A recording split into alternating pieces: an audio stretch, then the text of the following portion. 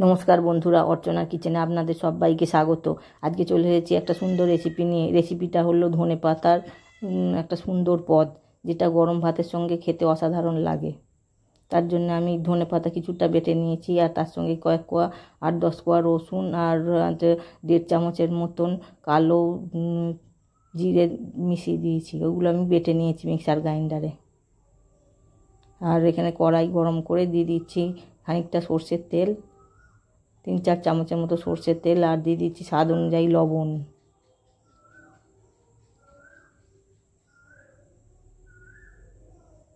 ধনে পাতার সঙ্গে আমি 2টো কাঁচা লঙ্কাও বেটে নিয়েছিলাম।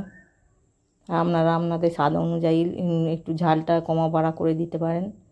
এবার আমি কড়াইতে দিয়ে দিলাম তেলের উপর, দিয়ে ভালো করে নেড়ে চেড়ে নেব।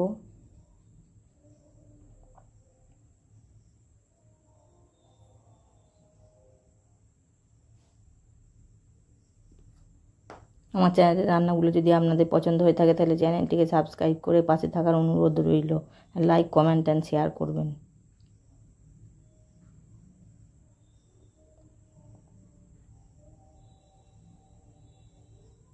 ভালো করে একদম নেড়ে চেড়ে একদম জলটা শুকিয়ে নেব।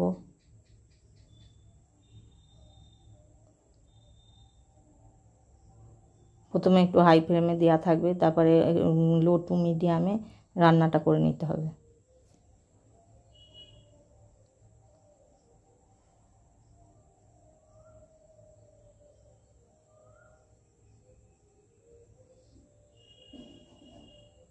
কন্টিনিউ নেড়ে চেড়ে নেবো, নাহলে নিচেটা লেগে যেতে পারে।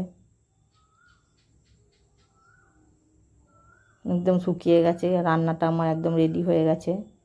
এরকম করে ধনেপাতা চাট গরম পাতে, ভাতের পাতে খেতে খুব অসাধারণ লাগে। একবার করে খাওয়ার অনুরোধ রইল। এবার আমি কড়াই থেকে তুলে নেব, অন্য একটা পাত্রে আমি পরিবেশন করে নেব।